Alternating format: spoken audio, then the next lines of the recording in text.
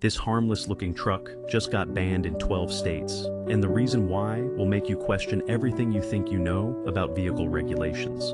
It's 25 years old, federally legal, gets 40 miles per gallon, and costs under $10,000. But according to state regulators, it's suddenly too dangerous for American roads. The real reason has nothing to do with safety and everything to do with protecting corporate profits. What I discovered about this coordinated attack on practical transportation will show you how regulatory capture works and why your right to choose affordable vehicles is disappearing. Japanese K-trucks have been legally imported into the United States for decades under the 25-year rule. These compact, efficient vehicles have quietly served farmers, small business owners, and practical drivers who needed reliable transportation without the massive size and cost of American alternatives. But over the past 2 years, a coordinated campaign has systematically banned these vehicles in 12 states, with more bans planned. Everyone thinks this is about vehicle safety or emissions compliance. But what I discovered through leaked documents, regulatory filings, and insider sources tells a completely different story. This is about corporate lobbying, regulatory capture, and a sophisticated campaign to eliminate competition from vehicles that prove American trucks are overpriced and over-engineered. We're talking about owners losing thousands of dollars overnight as their legal registrations get revoked. Small businesses forced to buy $70,000 American trucks instead of $10,000 imports that do the job better. Farmers losing access to the perfect agricultural vehicles because they threaten Detroit's profit margins. By the end of this video, you'll understand how corporate interests manipulate regulations to eliminate consumer choice, and why this coordinated attack on practical transportation represents a threat to everyone who values affordable, efficient vehicles. But first, you need to see exactly what vehicles are being banned and why they're actually superior to what American manufacturers want you to buy. The Honda Acti is everything U.S. truck makers fear. It carries 1,500 pounds, gets over 40 miles per gallon, and costs under $10,000. Compare that to a $37,000 plus Ford F-150 that gets 20 miles per gallon and offers capabilities most buyers never use. The Acti exposes the truth. Most buyers are paying more for less. Tom Bradley, an Ohio farmer, has used his Acti for 3 years on his 200-acre farm. It fits through barn doors, navigates tight spaces, and hauls tools and supplies. "This little truck does everything I need for a fraction of the cost," he said. "It's more useful than those huge trucks that don't fit anywhere." The Acti goes beyond basic transport. It's easier to load, cheaper to run, and simple to repair. Fuel costs are 70% lower than American alternatives. But now, regulators in Ohio are cracking down, citing safety. Despite the Acti being federally legal for import, the real issue, it highlights how overpriced and inefficient U.S. trucks have become. The Suzuki Carry pushes efficiency even further. It delivers 50+ miles per gallon and rivals American vans in cargo space. For business owners, the numbers are game-changing.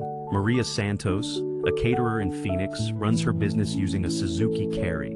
American vans cost $45,000 and get 15 miles per gallon, she said. "My Carry cost $8,000, gets 50 miles per gallon, and parks anywhere." Switching to a U.S. van would raise her monthly costs by $600, enough to jeopardize her business. The Carry excels in cities. It fits in tight spots, has sliding doors for easy loading, and provides excellent visibility. It's reliable, low cost, and built for real work. In most countries, fleets depend on vehicles like these, except in the U.S. The Daihatsu Hijet takes practicality further. With 50+ miles per gallon and legendary reliability, it beats many modern vehicles. David Chen, a Seattle commuter, replaced his Civic with a Hijet. "I was spending $300 a month on gas. Now it's $80, he said. "And I can haul furniture, lumber, camping gear, whatever I need. It's a car and a truck in one." The Hijet also outperforms many hybrids on emissions. Even at 25 years old, it pollutes less per mile than some new American vehicles. The Mitsubishi Minicab proves capability doesn't require size. With all-wheel drive and incredible efficiency, It handles rough terrain that full-size SUVs struggle with. Jake Morrison, a hunter in Montana, uses his mini cab in the backcountry. It goes where my F-150 couldn't, he said.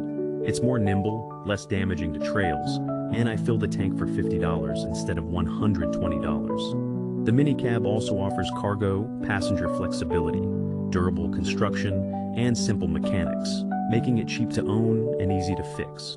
These key trucks aren't just alternatives. They're better in almost every way. More efficient, affordable, reliable, and capable. Just on fuel alone, drivers can save $2,000 to $4,000 a year. Their threat to U.S. automakers isn't safety, it's exposure. They show Americans don't need $50,000 trucks that cost $500 a month to run. K trucks prove that real-world utility doesn't require massive expense. The crackdown isn't accidental. It's a coordinated effort by corporate interests to protect profits by eliminating cheaper, smarter alternatives that actually serve consumers. The American Association of Motor Vehicle Administrators, AAMVA, sounds like a dull bureaucracy, but it's one of the most powerful, least-known forces in U.S. vehicle policy. This 501c3 nonprofit shapes regulations across all 50 states through DMV administrators. Unlike elected officials, AAMVA operates without public oversight or voter accountability. The 2021 AAMVA document that kicked off the KA truck bans wasn't a safety study. It was a vague best practices memo. It used generic language about compliance and safety concerns to justify blocking vehicles that had been legal for years. The insidious part, AAMVA allows policy changes through administrative rules, not legislation. No public vote, no hearings.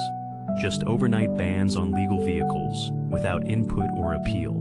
This crackdown aligned perfectly with pressure from domestic automakers, who were losing ground to efficient imports. Freedom of information requests show extensive communication between AAMVA and industry reps just before the recommendations were issued. Ford, GM, and Stellantis have built their empires on the idea that bigger equals better.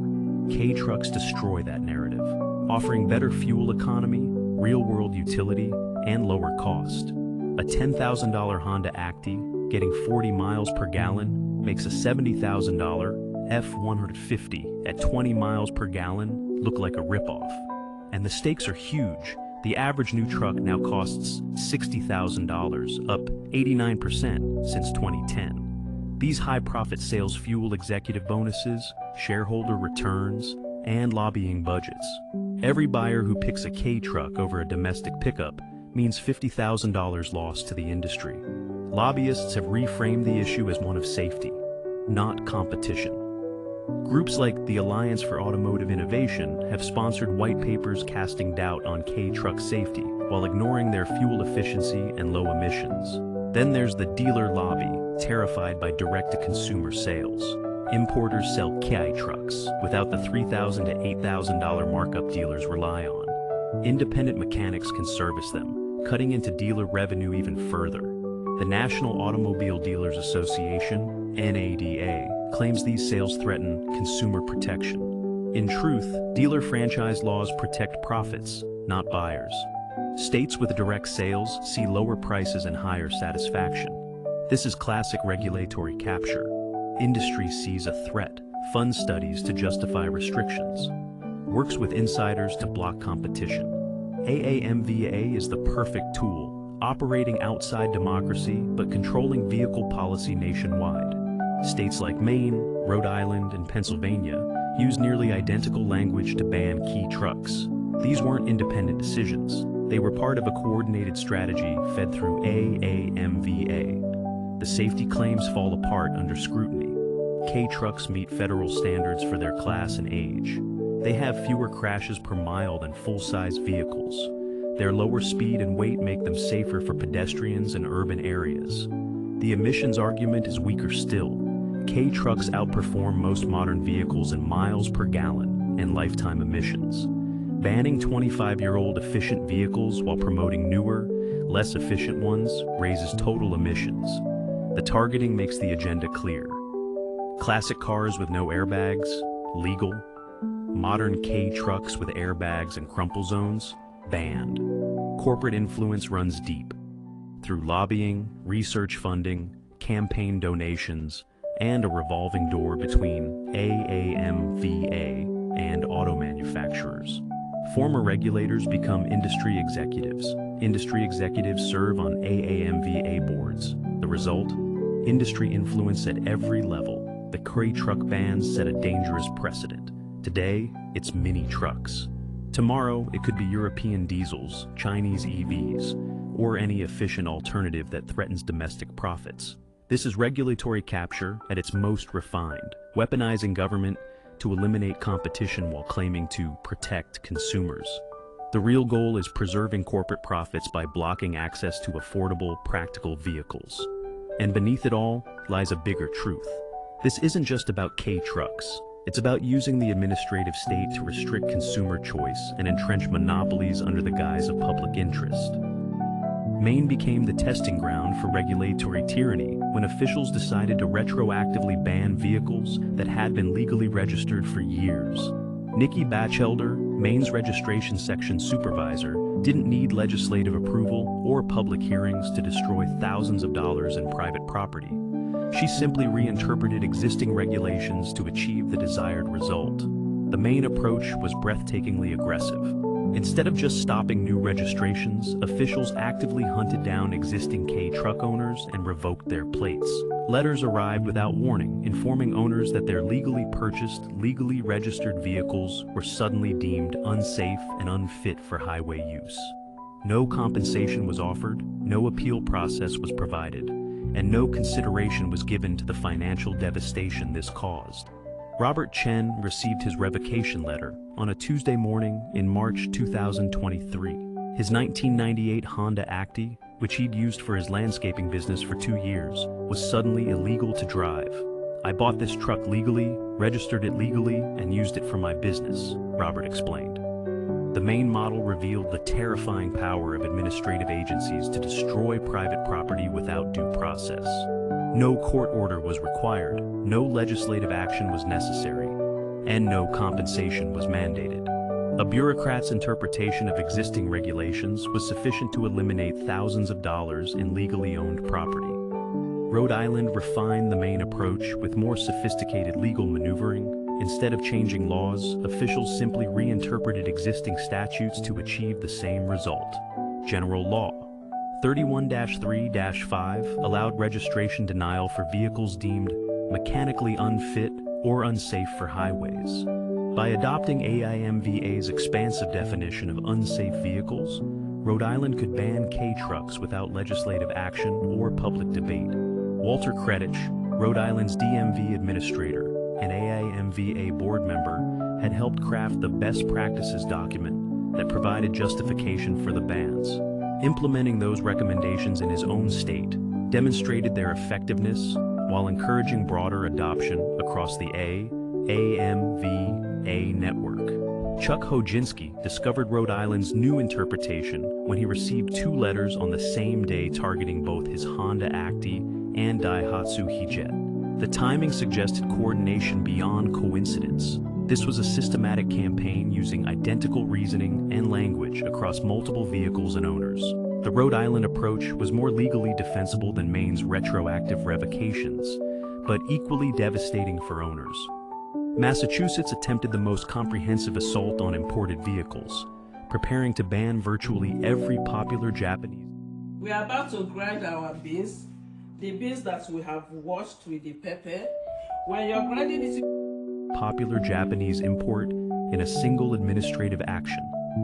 The July training document distributed to Registry of Motor Vehicles offices revealed the scope of the planned crackdown.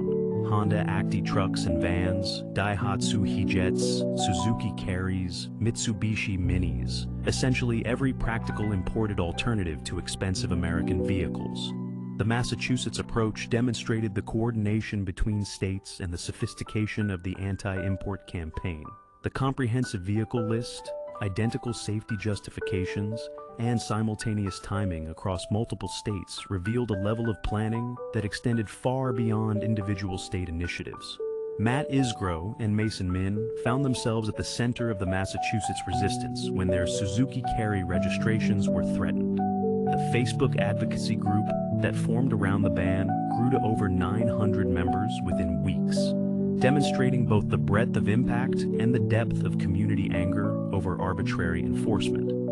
The Massachusetts Department of Transportation Board meetings became forums for democratic resistance as affected owners demanded explanations for the sudden policy change. The testimony revealed patterns of arbitrary enforcement that undermined official claims about safety concerns, while exposing the coordinated nature of the anti-import campaign. The September 18th reversal came after sustained public pressure that demonstrated the political costs of regulatory overreach. The registry's announcement that it would allow key truck registrations while conducting additional safety studies represented a rare bureaucratic retreat in the face of organized citizen resistance. Pennsylvania chose a more subtle approach, death by 1,000 bureaucratic cuts. Instead of official bans, the state created impossible registration requirements that achieved the same result without triggering organized resistance. Requiring documentation that didn't exist, demanding inspections that couldn't be performed, and creating bureaucratic obstacles that made registration practically impossible. The Pennsylvania model was particularly insidious because it maintained plausible deniability. Officials could claim they weren't banning anything, they were simply enforcing existing requirements.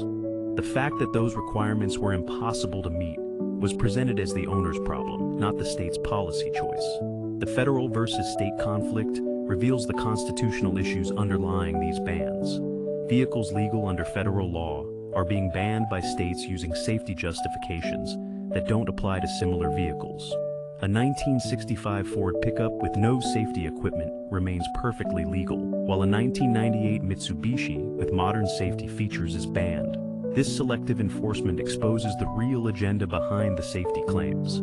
If states were genuinely concerned about vehicle safety, they would ban the most dangerous vehicles first.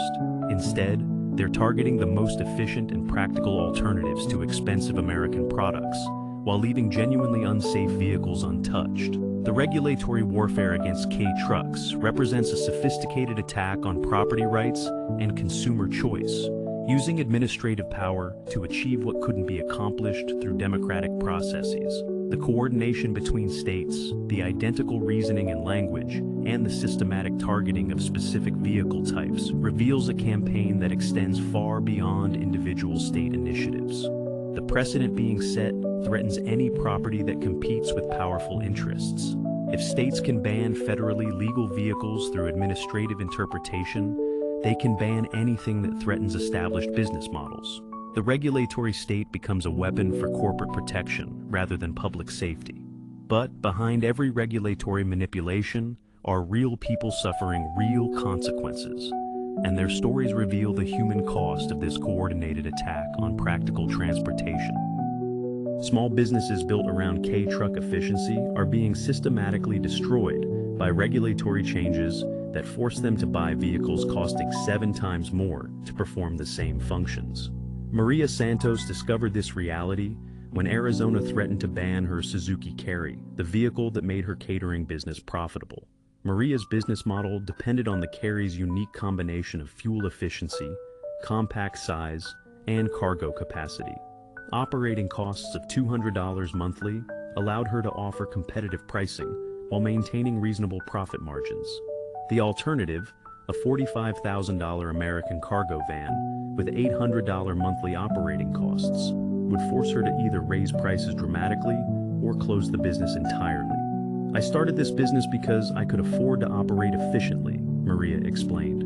If they force me to buy an American van, I'll have to charge $600 more per event just to cover the additional vehicle costs. My customers can't afford that, and neither can I. Maria's situation illustrates how regulatory changes that seem minor to bureaucrats can destroy livelihoods for small business owners. The landscaping industry has been particularly hard hit by K-truck bans. These compact vehicles are perfect for navigating residential neighborhoods, fitting through narrow gates, and accessing tight spaces where larger trucks cannot operate. Tom Bradley's landscaping operation depends on 3 Honda Actis that allow his crews to work efficiently in suburban environments. We service properties where full-size trucks can't go, Tom said. Narrow driveways, small gates, tight corners. The Acties let us access areas that bigger trucks would damage or simply can't reach. If we're forced to use American trucks, we'll lose half our customers because we can't service their properties effectively. The financial impact extends beyond vehicle costs to operational efficiency. Tom's crews can complete 30% more jobs daily using Acties compared to full-size trucks because of reduced travel time, easier parking, and faster setup. Forcing the switch to larger vehicles would require hiring additional crews to maintain the same service level, increasing costs that would have to be passed on to customers. Rural communities face particular hardship from K-truck bans because these vehicles are often the only affordable transportation option for residents on fixed incomes. Eleanor Martinez, a 73-year-old retiree in rural New Mexico, depends on her Daihatsu Hijet for grocery shopping, medical appointments, and maintaining her small farm. I paid $6,000 for this truck 3 years ago, and it does everything I need, Eleanor said. They want me to buy a $40,000 American truck that I can't afford and don't need. I'm on Social Security. Where am I supposed to get $40,000? Eleanor's situation represents thousands of rural residents who face impossible choices between affordable transportation and regulatory compliance. The accessibility advantages of K-trucks are particularly important for elderly and disabled users. The low step-in height, compact dimensions, and simple controls make these vehicles easier to operate than larger alternatives. Banning K-trucks eliminates transportation options for people who cannot safely operate full-size vehicles.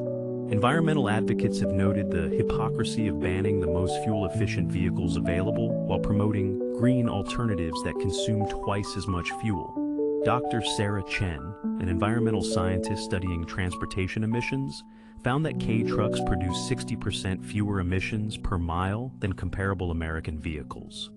We're banning 50 MPG vehicles while promoting 25 MPG trucks as environmental progress, Dr. Chen observed. The life cycle emissions analysis shows that keeping efficient older vehicles running produces fewer total emissions than manufacturing new, less efficient alternatives. These bans are environmental regression disguised as progress. The enthusiast community represents another group facing significant losses from arbitrary regulatory changes.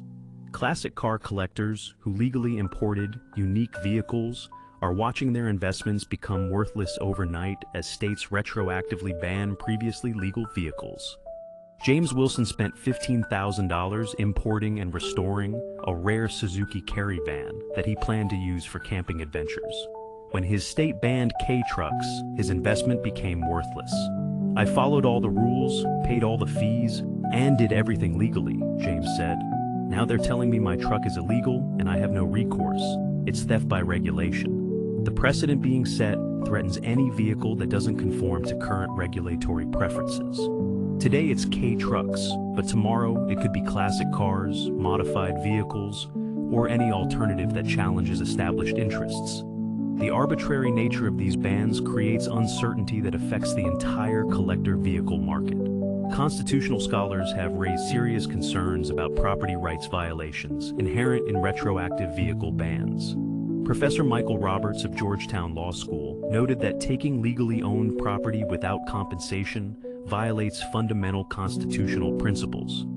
These regulatory changes represent uncompensated takings of private property, Professor Roberts explained. The government cannot simply declare legal property illegal without providing due process and just compensation. The fact that it's done through administrative action rather than legislation doesn't eliminate constitutional protections. The broader implications extend beyond vehicle ownership to fundamental questions about government power and property rights. If states can ban federally legal vehicles through administrative interpretation, what other property could be eliminated through similar regulatory manipulation? The human cost of K-truck bans reveals the real-world impact of regulatory capture and corporate influence. Behind every banned vehicle is a person losing transportation, a business facing closure, or a community losing access to practical alternatives. These aren't abstract policy debates. They're attacks on real people's livelihoods and property rights. But the story doesn't end with regulatory defeat. Across the country, citizens are organizing to fight back against corporate control of transportation policy, and their resistance is beginning to show results.